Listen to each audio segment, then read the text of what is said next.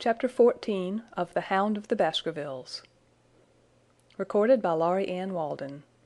The Hound of the Baskervilles, by Sir Arthur Conan Doyle. Chapter 14 The Hound of the Baskervilles. One of Sherlock Holmes's defects, if indeed one may call it a defect, was that he was exceedingly loath to communicate his full plans to any other person until the instant of their fulfilment. Partly it came, no doubt, from his own masterful nature, which loved to dominate and surprise those who were around him; partly also from his professional caution, which urged him never to take any chances. The result, however, was very trying for those who were acting as his agents and assistants. I had often suffered under it, but never more so than during that long drive in the darkness. The great ordeal was in front of us; at last we were about to make our final effort. And yet Holmes had said nothing, and I could only surmise what his course of action would be. My nerves thrilled with anticipation when at last the cold wind upon our faces, and the dark, void spaces on either side of the narrow road, told me that we were back upon the moor once again. Every stride of the horses and every turn of the wheels was taking us nearer to our supreme adventure. Our conversation was hampered by the presence of the driver of the hired wagonette, so that we were forced to talk of trivial matters when our nerves were tense with emotion and anticipation. It was a relief to me, after that unnatural restraint, when we at last passed Franklin's house and knew that we were drawing near to the hall and to the scene of action. We did not drive up to the door, but got down near the gate of the avenue. The wagonette was paid off and ordered to return to Coombe Tracey forthwith, while we started to walk to Merripit House. "Are you armed, Lestrade?" The little detective smiled. "As long as I have my trousers, I have a hip pocket, and as long as I have my hip pocket, I have something in it." "Good! My friend and I are also ready for emergencies." "You're mighty close about this affair, Mr. Holmes. What's the game now?" "A waiting game." "My word, it does not seem a very cheerful place," said the detective with a shiver, glancing round him at the gloomy slopes of the hill and at the huge lake of fog which lay over the Grimpen Mire. "I see the lights of a house ahead of us." "That is Merripit House and the end of our journey. I must request you to walk on tiptoe and not to talk above a whisper." We moved cautiously along the track as if we were bound for the house, but Holmes halted us when we were about 200 yards from it. "This will do," said he. "These rocks upon the right make an admirable screen." "We are to wait here?" "Yes, we shall make our little ambush here. Get into this hollow, Lestrade. You have been inside the house, have you not, Watson? Can you tell the position of the rooms? What are those latticed windows at this end?" "I think they are the kitchen windows." "And the one beyond, which shines so brightly?" "That is certainly the dining room." "The blinds are up. You know the lie of the land best. Creep forward quietly and see what they are doing, but for heaven's sake don't let them know that they are watched." I tiptoed down the path and stooped behind the low wall which surrounded the stunted orchard. Creeping in its shadow, I reached a point whence I could look straight through the uncurtained window.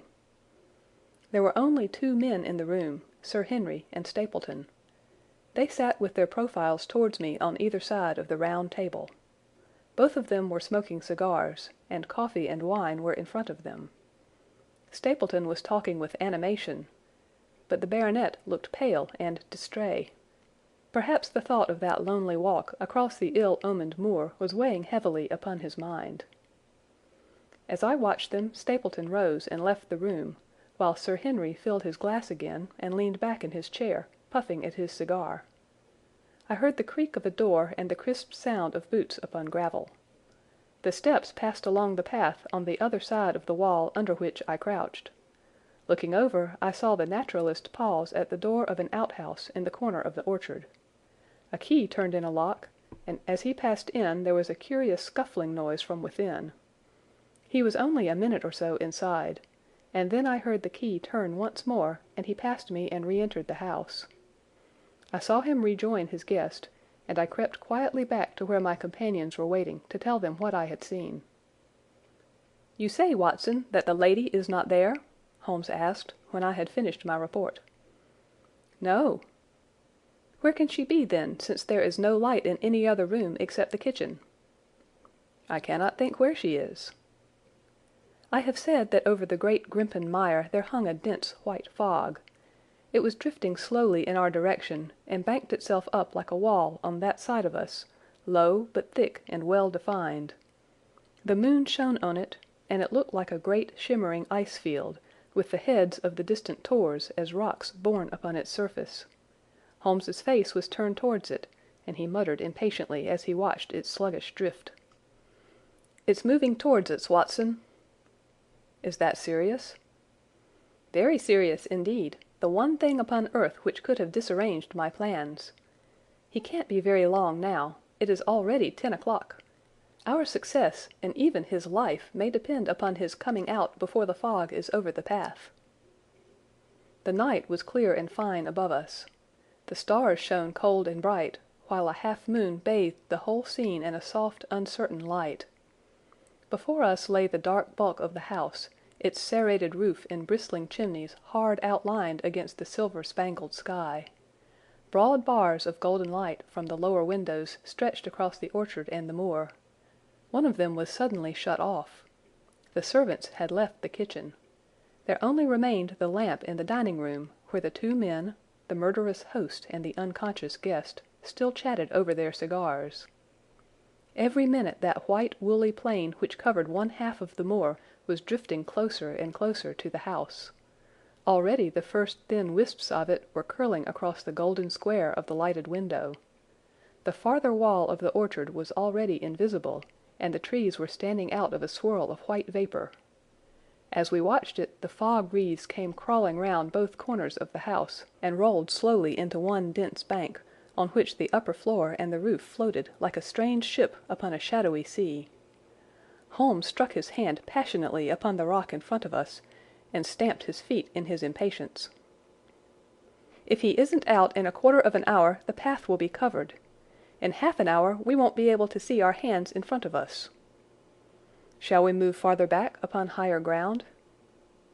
"Yes, I think it would be as well." So as the fog bank flowed onward we fell back before it until we were half a mile from the house, and still that dense white sea, with the moon silvering its upper edge, swept slowly and inexorably on. "We are going too far," said Holmes. "We dare not take the chance of his being overtaken before he can reach us. At all costs we must hold our ground where we are." He dropped on his knees and clapped his ear to the ground. "Thank God, I think that I hear him coming." A sound of quick steps broke the silence of the moor. Crouching among the stones, we stared intently at the silver-tipped bank in front of us. The steps grew louder, and through the fog, as through a curtain, there stepped the man whom we were awaiting. He looked round him in surprise as he emerged into the clear, starlit night. Then he came swiftly along the path, passed close to where we lay, and went on up the long slope behind us. As he walked, he glanced continually over either shoulder, like a man who is ill at ease. "Hist!" cried Holmes, and I heard the sharp click of a cocking pistol. "Look out! It's coming!" There was a thin, crisp, continuous patter from somewhere in the heart of that crawling bank. The cloud was within 50 yards of where we lay, and we glared at it, all three, uncertain what horror was about to break from the heart of it. I was at Holmes's elbow, and I glanced for an instant at his face. It was pale and exultant, his eyes shining brightly in the moonlight. But suddenly they started forward in a rigid, fixed stare, and his lips parted in amazement. At the same instant Lestrade gave a yell of terror and threw himself face downward upon the ground. I sprang to my feet, my inert hand grasping my pistol, my mind paralyzed by the dreadful shape which had sprung out upon us from the shadows of the fog. A hound it was, an enormous coal-black hound, but not such a hound as mortal eyes have ever seen. Fire burst from its open mouth, its eyes glowed with a smouldering glare, its muzzles and hackles and dewlap were outlined in flickering flame.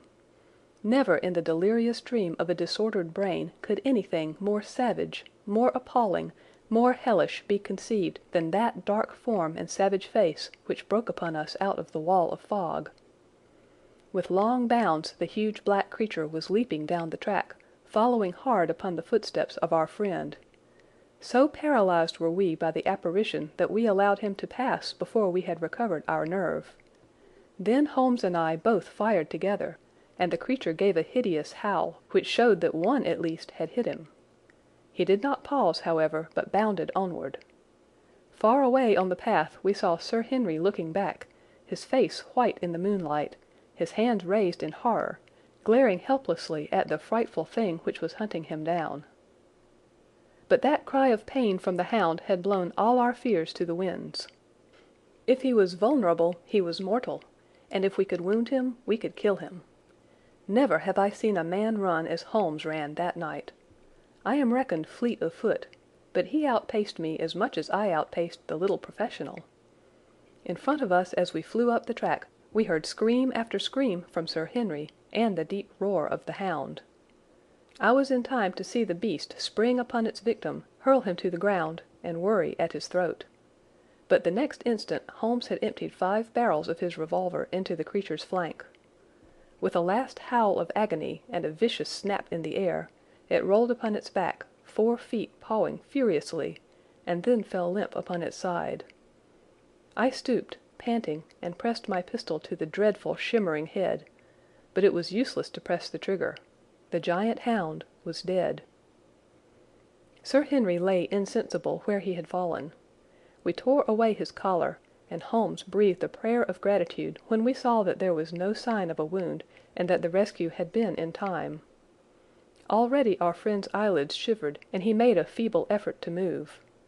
Lestrade thrust his brandy flask between the baronet's teeth, and 2 frightened eyes were looking up at us. "My God!" he whispered. "What was it? What in heaven's name was it?" "It's dead, whatever it is," said Holmes. "We've laid the family ghost once and forever."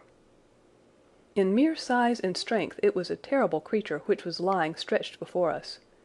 It was not a pure bloodhound, and it was not a pure mastiff, but it appeared to be a combination of the two, gaunt, savage, and as large as a small lioness.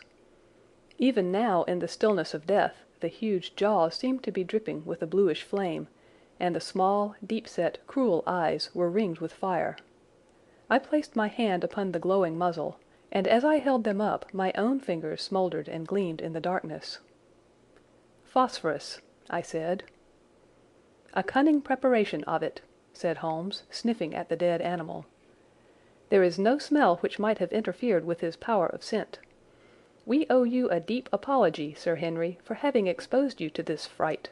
I was prepared for a hound, but not for such a creature as this. And the fog gave us little time to receive him." "You have saved my life." "Having first endangered it.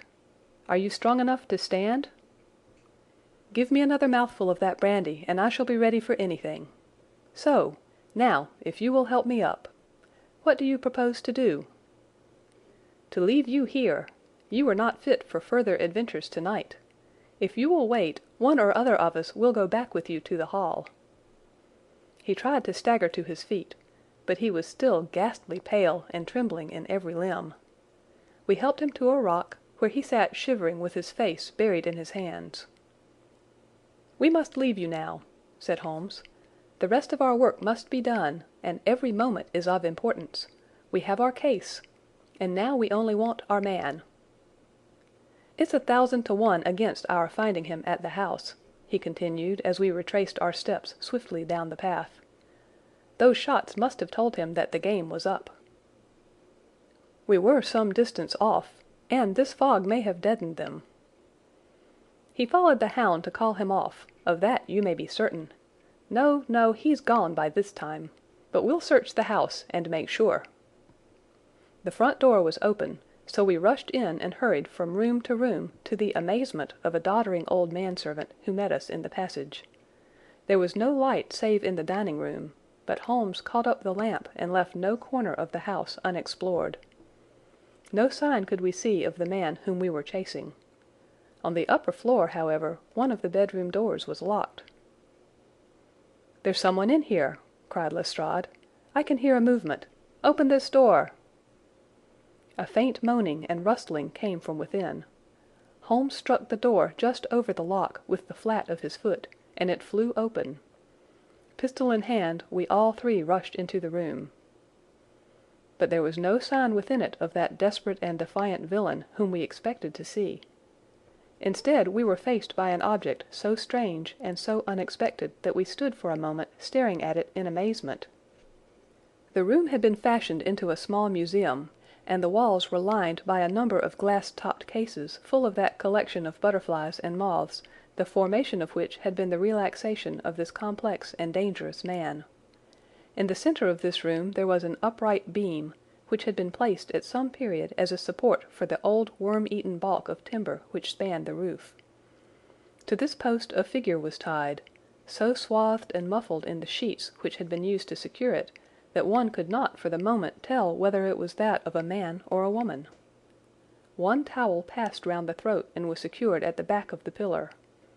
Another covered the lower part of the face, and over it two dark eyes, eyes full of grief and shame and a dreadful questioning, stared back at us. In a minute we had torn off the gag, unswathed the bonds, and Mrs. Stapleton sank upon the floor in front of us. As her beautiful head fell upon her chest, I saw the clear red wheal of a whiplash across her neck. "The brute!" cried Holmes. "Here, Lestrade, your brandy bottle. Put her in the chair. She has fainted from ill usage and exhaustion." She opened her eyes again. "Is he safe?" she asked. "Has he escaped?" "He cannot escape us, madam." "No, no, I did not mean my husband. Sir Henry, is he safe?" "Yes." "And the hound?" "It is dead." She gave a long sigh of satisfaction. "Thank God! Thank God! Oh, this villain! See how he has treated me!" She shot her arms out from her sleeves, and we saw with horror that they were all mottled with bruises. "But this is nothing, nothing! It is my mind and soul that he has tortured and defiled. I could endure it all, ill usage, solitude, a life of deception, everything, as long as I could still cling to the hope that I had his love, but now I know that in this also I have been his dupe and his tool." She broke into passionate sobbing as she spoke. "You bear him no good will, madam," said Holmes. "Tell us then where we shall find him. If you have ever aided him in evil, help us now, and so atone." "There is but one place where he can have fled," she answered. "There is an old tin mine on an island in the heart of the mire. It was there that he kept his hound, and there also he had made preparations so that he might have a refuge. That is where he would fly." The fog bank lay like white wool against the window. Holmes held the lamp towards it.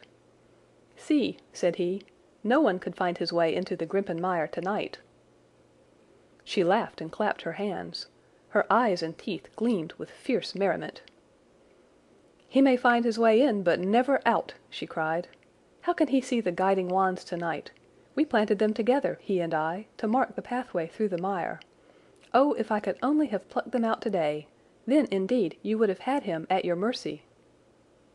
It was evident to us that all pursuit was in vain until the fog had lifted.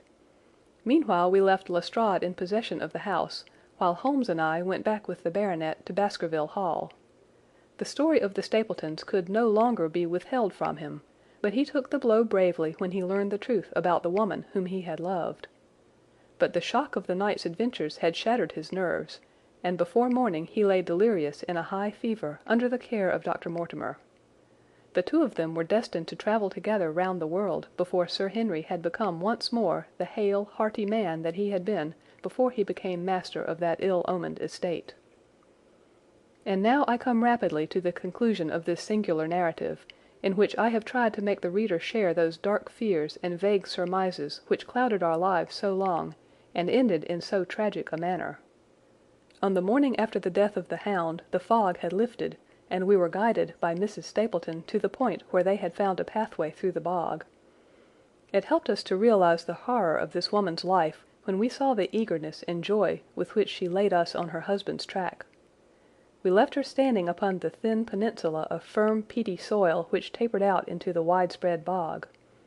From the end of it a small wand planted here and there showed where the path zigzagged from tuft to tuft of rushes among those green-scummed pits and foul quagmires which barred the way to the stranger. Rank reeds and lush, slimy water plants sent an odor of decay and a heavy miasmatic vapor onto our faces, while a false step plunged us more than once thigh-deep into the dark, quivering mire, which shook for yards in soft undulations around our feet. Its tenacious grip plucked at our heels as we walked, and when we sank into it, it was as if some malignant hand was tugging us down into those obscene depths, so grim and purposeful was the clutch in which it held us. Once only we saw a trace that someone had passed that perilous way before us. From amid a tuft of cotton grass which bore it up out of the slime, some dark thing was projecting. Holmes sank to his waist as he stepped from the path to seize it, and had we not been there to drag him out, he could never have set his foot upon firm land again. He held an old black boot in the air. Myers, Toronto, was printed on the leather inside. "It is worth a mud bath," said he. "It is our friend Sir Henry's missing boot." "Thrown there by Stapleton in his flight." "Exactly. He retained it in his hand after using it to set the hound upon the track. He fled when he knew the game was up, still clutching it, and he hurled it away at this point of his flight. We know at least that he came so far in safety. But more than that we were never destined to know, though there was much which we might surmise. There was no chance of finding footsteps in the mire, for the rising mud oozed swiftly in upon them. But as we at last reached firmer ground beyond the morass, we all looked eagerly for them. But no slightest sign of them ever met our eyes. If the earth told a true story, then Stapleton never reached that island of refuge towards which he struggled through the fog upon that last night. Somewhere in the heart of the great Grimpen Mire, down in the foul slime of the huge morass which had sucked him in, this cold and cruel-hearted man is forever buried. Many traces we found of him in the bog-girt island where he had hid his savage ally. A huge driving wheel and a shaft half filled with rubbish showed the position of an abandoned mine. Beside it were the crumbling remains of the cottages of the miners, driven away no doubt by the foul reek of the surrounding swamp. In one of these a staple and chain with a quantity of gnawed bones showed where the animal had been confined. A skeleton with a tangle of brown hair adhering to it lay among the debris. "A dog," said Holmes. "By Jove, a curly-haired spaniel. Poor Mortimer will never see his pet again. Well, I do not know that this place contains any secret which we have not already fathomed. He could hide his hound, but he could not hush its voice, and hence came those cries which even in daylight were not pleasant to hear. On an emergency he could keep the hound in the outhouse at Merripit, but it was always a risk, and it was only on the supreme day, which he regarded as the end of all his efforts, that he dared do it. This paste in the tin is no doubt the luminous mixture with which the creature was daubed. It was suggested, of course, by the story of the family hell-hound, and by the desire to frighten old Sir Charles to death.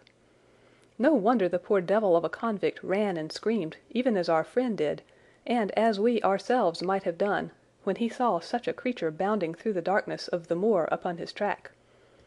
It was a cunning device, for, apart from the chance of driving your victim to his death, what peasant would venture to inquire too closely into such a creature should he get sight of it, as many have done, upon the moor? I said it in London, Watson, and I say it now again, that never yet have we helped to hunt down a more dangerous man than he who is lying yonder.